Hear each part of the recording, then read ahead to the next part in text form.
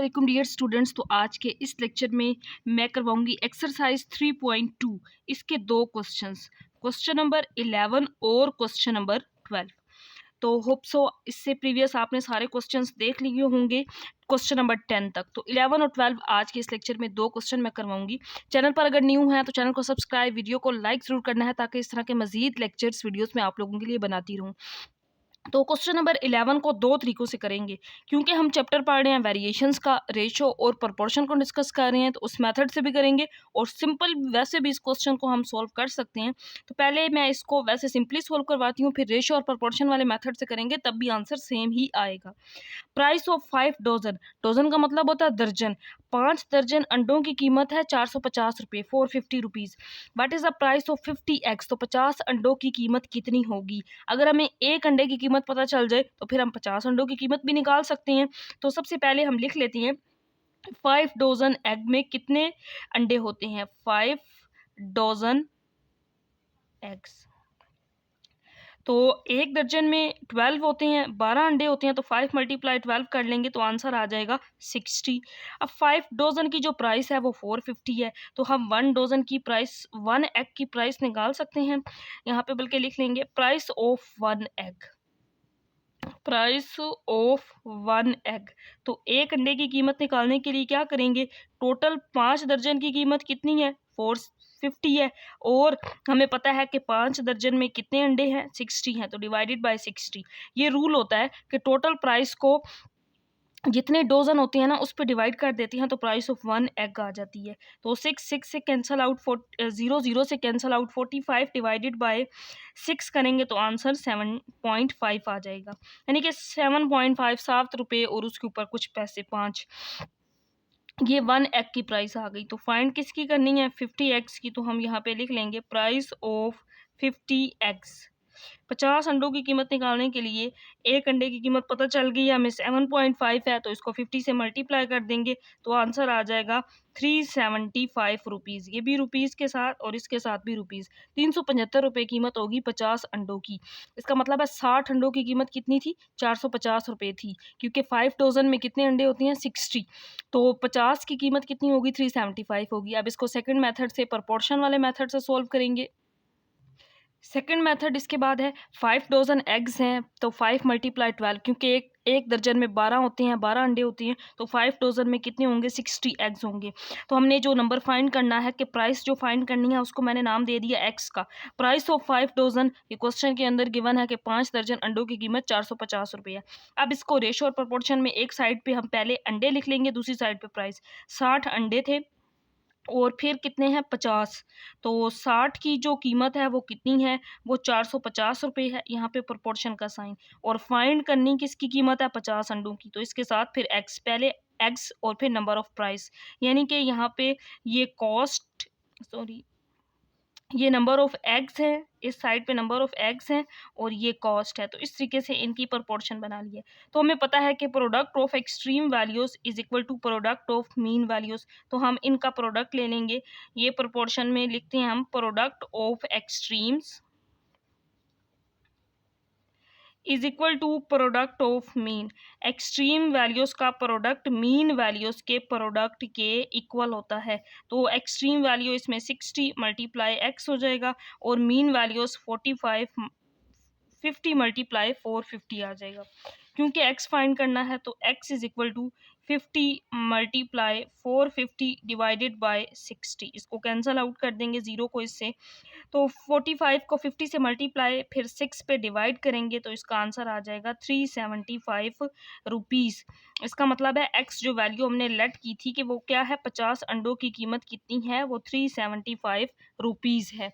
तो इस तरीके से भी आंसर सेम आएगा और इस तरीके से भी आंसर सेम आएगा, लेकिन इसमें बेस्ट मेथड यही है क्योंकि हम वेरिएशंस, रेशियो और प्रोपोर्शन वाला चैप्टर पढ़ रहे हैं, तो इस तरीके से सोल्व करना इसको ज़्यादा बेहतर है। इसके बाद क्वेश्चन नंबर 12 है। इसमें यह कहा गया है कि y डायरेक्टली प्रोपोर्शनल है x स्क्वायर के, then complete the following table. तो ये टेबल है जिसके अंदर ये ऊपर x वाली वैल्यूज़ हैं और नीचे y वाली वैल्यू है। तो पहले x और y दोनों दिए गए हैं ताकि हम k निकाल लें। फिर x 4 अगर हो तो y क्या होगा ये फाइंड करना है। x अगर 5 है तो फिर y क्या होगा, y की वैल्यू निकालेंगे। अगर y 108 है तो फिर x की वैल्यू क्या होगी वो फाइंड करेंगे। अगर y 300 हो तो फिर x क्या होगा। इस तरह के क्वेश्चन हम पहले कर चुके हैं, बस यहाँ पे ये टेबल की फॉर्म में है तो वैल्यूज उसी तरीके से फाइंड करके यहाँ पे टेबल में पुट कर देंगे। गिवन क्या है कि y डायरेक्टली प्रोपोर्शनल है x स्क्वायर की। तो डायरेक्टली का साइन हटाते हैं तो एक कांस्टेंट आ जाता है, y इज इक्वल टू के एक्स स्क्वायर बन जाएगा। यहाँ पे k आ जाएगा कांस्टेंट। अब x अगर 2 तो y 12 हो, यहाँ पे पुट कर देंगे x 2 पुट कर देंगे और y को 12। इसी इक्वेशन के अंदर सारी वैल्यूज पुट करेंगे। इसको मैंने नाम दे दिया है इक्वेशन नंबर 1 का। अब इसके अंदर पुट करते हैं y की जगह पे 12 के, इसी तरह और x की जगह पे 2 पुट कर देंगे। तो 2 का स्क्वायर यहाँ से अगर k निकालें तो 12 डिवाइडेड बाय 2 का स्क्वायर 4, 4 3 आर 12। सो k की वैल्यू आ जाएगी 3। k की वैल्यू हमने फाइंड कर ली जब x और y दोनों बताए गए थे, k फाइंड कर लिया। अब नेक्स्ट ये कहते हैं कि x अगर 4 हो तो फिर y क्या होगा। इसी इक्वेशन नंबर 1 के अंदर पुट करेंगे। अगर x 4 हो तो फिर y की वैल्यू फाइंड करनी है और k हर एक में 3 ही रहेगा। इस इक्वेशन के अंदर वैल्यूज पुट कर देंगे, y फाइंड करना है। सो y इज इक्वल टू यहाँ पे लिख देंगे पुट इन इक्वेशन नंबर 1। तो इन वैल्यूज को इक्वेशन नंबर 1 में k की जगह पे 3 और x की जगह पे अब 4 का स्क्वायर आ जाएगा। तो विच इज इक्वल टू 3 और 4 का स्क्वायर 16 और 16 3 आर 48। इसका मतलब है अब y की वैल्यू क्या आ गई है 48। तो x 4 है, टेबल में इसको पुट कर देंगे कि जब x 4 था तो y 48 आ गया है। अब x अगर 5 हो तब y क्या होगा। अब इसको सोल्व करेंगे, यानी कि अब ये कहा गया है कि x अगर 5 हो फिर y की वैल्यू क्या होगी और k हम फाइंड कर चुके हैं जो कि 3 है। इन सारी वैल्यूज़ को भी अब पुट करेंगे इक्वेशन नंबर 1 के अंदर। तो इक्वेशन नंबर 1 को मैं यहाँ पे लिख रही हूँ, ये है y इज इक्वल टू के एक्स स्क्वायर। तो y फाइंड करना है, y इसी तरह k की जगह पे 3 और फिर 5 का स्क्वायर 3, इसी तरह 5। इसको मैं एक ही लाइन में यहाँ पे कंप्लीट कर रही हूँ। 5 स्क्वायर 25, तो 25 3 आर 75। इसका मतलब है y का आंसर आ जाएगा 75। तो जब x 5 हो y का आंसर क्या आ गया 75। तो यहाँ टेबल में साथ साथ इसको कंप्लीट कर लेंगे। टेबल अब क्या बन जाएगा x 5 तो y कितना आ गया 75। अब y 108 हो तो x फाइंड करना है। अब नेक्स्ट क्वेश्चन के अंदर ये कहा गया है कि अगर y 108 हो तो फिर x फाइंड करें और k की वैल्यू 3 ही होगी। इन सारी वैल्यूज़ को पुट कर देंगे इक्वेशन नंबर 1 के अंदर, इक्वेशन नंबर 1 में। और इक्वेशन नंबर 1 ये है y इज इक्वल टू के एक्स स्क्वायर, क्योंकि वो ऊपर लिखी है यहाँ पे मैंने इसको दोबारा लिख दिया है। अब इसी में वैल्यूज़ पुट कर लेंगे। y 108 k 3 और x फाइंड करना है। तो x फाइंड करेंगे, ये 3 मल्टीप्लाई इधर आके डिवाइड हो जाएगा। 3 3 आर 9 और 3 6 are 18। So 36 is equal to X square. Square root ले लेंगे, 6 इज इक्वल टू एक्स। तो x की वैल्यू आ जाएगी 6। प्लस माइनस के साथ भी लिख सकते हैं, जस्ट प्लस भी लिख सकते हैं। तो x 6 आ गया जब y 108 था। तो y जब 108 था तो x की वैल्यू आ गई है 6। टेबल में कंप्लीट कर दिया हमने। इसके बाद अब अगर y 300 हो तो फिर x क्या होगा। अब इसको सोल्व करते हैं। इसके बाद ये कहा गया है कि अगर y 300 हो तो फिर x क्या होगा, k 3। इन सारी वैल्यूज़ को पुट करेंगे इक्वेशन नंबर 1 के अंदर। इक्वेशन नंबर 1 ये थी, यहाँ पे k की जगह पे 3x फाइंड करना है, x स्क्वायर इसी तरह लिख लेंगे।